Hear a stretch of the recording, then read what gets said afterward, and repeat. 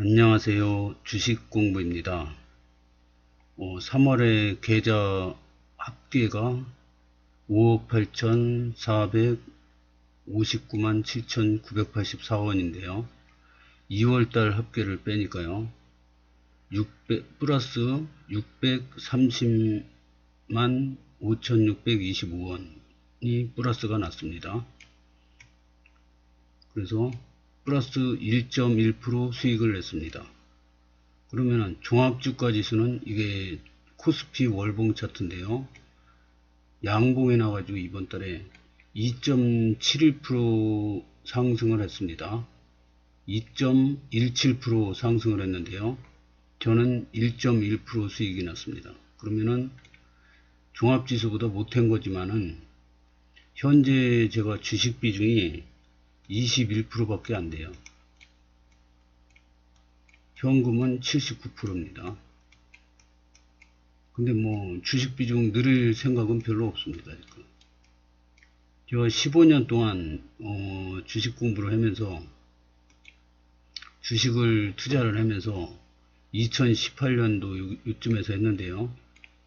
이렇게 폭락을 해서 초보자 때 1년, 2년, 3년 동안은 손실을 났습니다. 계속. 근데 이때부터는 이제 심리가 안정이 돼 가지고 조금씩 꾸준히 수익을 내고 있는데요. 이 정도로 이렇게 쭉 갔으면은 그냥 편안하게 매매를 하고 주식 비중 70% 해서 눈덩이를 굴리면서 올라가고, 너무 떨어질 때는 요 현금 30%를 이용해서 사뒀다가 원위치 오면은 30%는 다시 팔아서 현금으로 갖고 있고, 이거는 이렇게 급등하는 주식은 팔렸다가 밑에 있는 거 사고, 이렇게 하면서 눈덩이를 굴리면서 하는 작전이었는데 올해는 변수가 많이 생겼어요.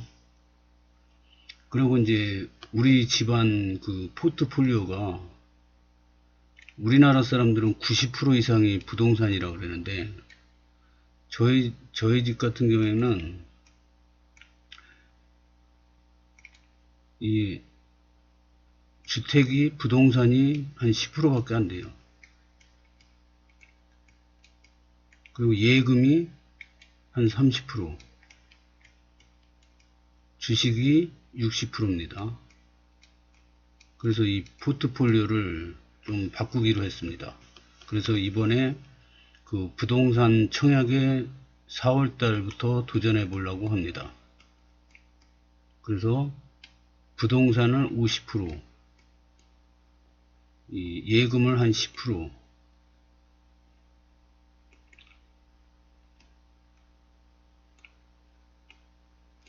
예금을 10%,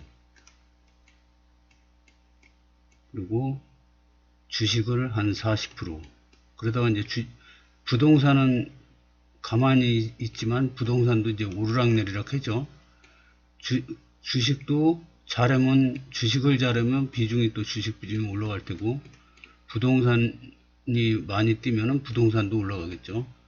그래서 하여튼 포트폴리오를 이렇게 만들라고 그럽니다. 그래서 여지껏 15년 동안 주식시장에서 돈을 뺀 적이 없어요. 그런데 이제 지금부터는 돈의 그 입출금이 생길 것 같습니다. 왜냐면 청약에 했는데 당첨이 되면은 돈이 이동을 하게 됩니다. 그래서 계좌 관리를 하기가 참 힘들어졌는데요. 하여튼 올해 만약에 청약을 해서 당첨이 되면은 입주까지 한 3년이 걸리죠. 그러면 3년 동안 입주를 하고 나면은 그때부터는 이제 또 돈의 입출금이 없어지고 안정권으로 들어갑니다. 그래서 3년 동안은 정신이 없을 것 같습니다. 근데 이 주식도 죽을 때까지 계속 공부를 해야 되는 거지만은 부동산도 마찬가지더라고요. 부동산도 저는 쉽게 봤는데, 이 부동산 그 공인중개사 하는 분들도 공인중개사 자격증 따고 그냥 마는 게 아니라 계속 책을 보고 공부를 하고 아파트 시세를 보고 이 변화되는 거를 공부를 안 하면 느낄 수가 없어요. 근데 이 부동산 하시는 분들은 직업이 그거니까 1년 내내 그 부동산만 공부하고 부동산만 신경 쓴단 말이에요. 그런데도 계속 공부 안 하면 뒤떨어집니다. 이 주식도 마찬가지죠. 그래서 저는 회사 현재 직장생활 한 8년 남았는데요. 8년 동안 열심히 공부하고 정년퇴직해서도 굉장히 바쁠 것 같습니다. 정년퇴직하면은 65세에 정년퇴직을 한다. 그러면 65세가 넘으면 이제 체력이 딸려요. 그래서 건강관리하는 시간, 이 시간도 그냥 멍하니 있으면 그냥 휙휙 지나가 버리더라고요. 그래서 이 24시간을 쪼개서 건강관리, 그 다음에 공부, 수면, 그 다음에 요거는 즐거운 일, 즐거운 취미생활, 이렇게 시간을 잘 짜가지고 이 노후생활을 재밌게 할 생각입니다. 그래서 보면은 이 종합지수가 이번 달은 2.17%인데 저는 플러스 1.1%밖에 수익이 안 나서 이거 너무 못하는 거 아니냐 그렇지만 그거는 아닙니다. 왜냐면 연봉을 보잖아요. 연봉은 작년 대비해서 7.39% 떨어졌어요. 7.39% 올해 떨어졌는데 저는 작년 연말 금액보다 지금 잔고가 더 높아졌어요. 그러니까 작년보다 종합지수는 마이너스 7.39% 떨어졌는데 저는 작년 대비 플러스입니다 지금. 그러니까 뭐 요 폭락할 때 저는 주식 비중을 폭락하기 전 여기에서부터 줄였는데 쭉 사다가 또 여기 너무 하락장에 오니까 또 팔았어요.